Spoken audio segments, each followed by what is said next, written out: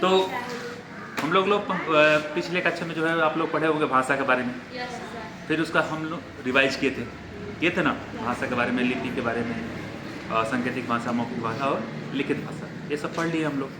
तो उसी के बारे में एक्सप्लेन करना है। ये सब तुम लोग पढ़े हुए हो और यहाँ पढ़ाई भी गया है तुम लोगों को। तो ऐसे में ब्लैक बोर्ड पर मैंने लिखा भी था, लिखा था कि नहीं लिखा था? नहीं लिखा था? लिखा है। तो फिर तो वो तो बस उसी को एक्सप्लेन करना है और कुछ करना तो है नहीं। तो जो जो चीज़ तुम लोगों को पढ़ाया गया ये तो पहले तुम लोग पिछले कक्षा में पढ़ चुके हो। तो तुम लोग के अंदर जो ज्ञान है ना वो दबा हुआ है। क्या है? दबा हुआ। उसको बस को ऊपर उठा देना है। ऊपर उठाने का मतलब है कि उसको फिर एक बार याद दिला देना है और तुम लोग बेखूबी सब समझ जाओगे कि कौन सी भाषा कहाँ बोली जाए, लिपि क्या होती है। जैसे हम लोग देवनागरी लिपि के बारे में बताया था, गुरुमुखी के बारे में बताया था, खरोष्टी लिपि, मैंने ऐसे अनेक लिपि जो होती है, वो जो भाषा की लिपि होती है उसके बारे में मैंने पढ़ाया था। बहुत सारी चीज़ें ऐसी थी कि जो लोग भाषा के बारे में पढ़े नहीं थे पिछले कक्षाओं में, जैसे बोलते थे सर हमने ये चीज़ पढ़ा नहीं। तो कुछ तो कारण हुआ होगा जिसे कोरोना काल लग गया, जिसके कारण आप लोगों को क्लास जो है नहीं हो पाया, तो वो चीज़ तुम लोग छोड़ दिए। तो मैंने वो चीज़ पूछा था ताकि तुम लोग बता सको, लेकिन नहीं बताने की वजह था कि आप लोग उस चीज़ को पढ़े नहीं थे। तो यहाँ पर हम बताए थे मैंने, तो बस उसी को एक्सप्लेन करना है और कुछ करना तो है नहीं।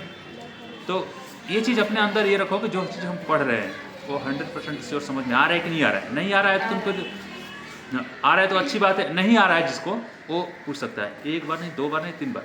हो सके कि मैं हिंदी में बोल रहा हूँ आपको समझ में ना आए तो भोजपुरी में समझाने की कोशिश करूँगा। जैसे तुम लोग का मातृभाषा है भोजपुरी, जो रूरल क्षेत्र की जो भाषा होती है, जिसे तुम लोग ग्रामीण क्षेत्र से बिलोंग करते हो, ग्रामीण क्षेत्र में रहते हो, तो वहाँ के जो कल्चर है जो है भोजपुरी से जुड़ा हुआ है तुम लोगों का जो भाषा है, तो उस भाषा में भी मैं समझाने की कोशिश करूँगा ताकि तुम लोग आसानी से समझ सको।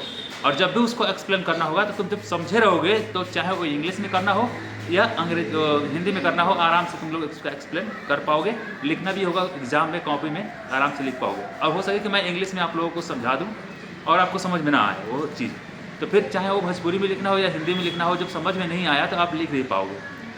एग्ज़ाम में क्वेश्चन आएंगे और आपको पता है कि वो पढ़ाया गया है, लेकिन उसके बारे में आप एक्सप्लेन नहीं कर पाओगे, व्याख्या नहीं दे पाओगे। जो टिप्पणी लिखने के लिए आता है ना, यदि विवेचना की जो टिप्पणी लिखी है इसके बारे में उल्लेख कीजिए। ये जितनी बातें आती हैं ये चीज़ हो सके कि आप लोग न लिख पाए। तो सबसे बड़ी बात यह हो कि जो चीज़ पढ़ाया जा रहा है वो समझ में आए, ना आए तो आपको पूछ लेना चाहिए। 1 बार नहीं, 2 बार नहीं, 3 बार पूछो। और पूछने के बावजूद भी हम समझा रहे हैं तो हम ढूंढेंगे कि आपके अंदर क्या कमियाँ हो रही हैं। हमसे बताए हुए जो भी चीज़ बता रहे हैं आपको समझ में नहीं आ रहा है तो कहाँ फॉल्ट हो रहा है, ताकि उसका निदान किया जाए, उपचार किया जाए, निदान तरीके से उपचार किया जाए। तो ये चीज़ आपको बस एक्सप्लेन करना है, ठीक है? ऐसे हो, बोलो। आवाज़ नहीं आ रहा है, खाना खा के नहीं आए क्या?